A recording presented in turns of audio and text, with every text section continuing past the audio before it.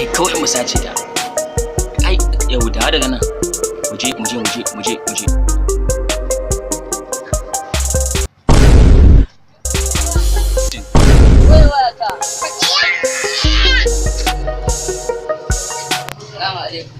Abin da akwai wata waya nan.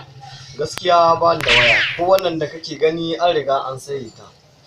An samu ina. To ko da ka samu ina wajen layin uga ne. To ya daidai ga ka samu damuwa zan kira ka. Allah ba sa. Zan nemi kai shi. Yaron soja kan gidan soja. Assalamu alaikum. Wa alaikum assalam. Baban Jawal. Da dodo an tashi lafiya. Hello baban Jawal. Wai wata waya ce muka sayi can don saboda rashin kuɗi muka kawo gari ba ko ya ka sayi. Gaskiya a dodo ban da nake. Bakar kuɗi. Amma kun ga yar fanan nan. Kun ga yar fanan nan. Kuna kai wannan sai ce yar ba dariya. Kuna zuwa nan akwai wani mai sai da wayoyi. To shi yace ma yana sayi ne. Ito ya dai kawo man cikin waya. Yanzu kuma nace mai gaskiya ba ni da waya wannan kawai ce. Yanzu zai zo na ya tambaye. Yanzu nan ya zo ya tambaye. Mu je gida za mu samu a sai da. Ya Allah. Baban Jawal. Masha Allah. Gaskiya gaskiya yaran garin nan sun lalace.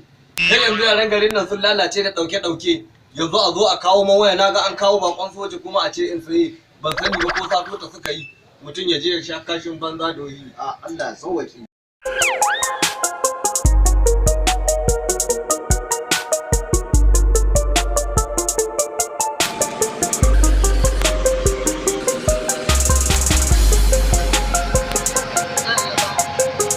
Wai kai ina ka je ka daɗe haka tun ɗazun? Ne ka tsaya idan na wanke mota na guggoye ta. Na tsaya ne domin na kira ka wallahi. Na tsaya ne domin na kira ka. Sai ina tsaya kamin na kira ka wasu suka zo suka hisge man waya. Da Allah kai. Wai yanzu daga mutum na waya shikenan a zuwa kwace mai waya. Ba su san soja ba ko? Za su gane kurin. Assalamu alaikum. Wa alaikum salam. Me gida wani nan ne ake sayan wayoyi? Mu ga wayar. Kaga ta nan lalura ta yan lalura ce ta kama aboki na kaga shi nan shi yasa nake son mu sai da ta mu dan samu yan kuɗi. Kai wannan ta yi maka a sai maka ita. To da kyau. Uga wannan ai su waya ta ce. Kai su suka kwace min waya. Waya ka? Yalla bai. Uga. Kai. Allah shi. Yalla. Kai. Ku dama ku ne yan iska ku. Yalla bai.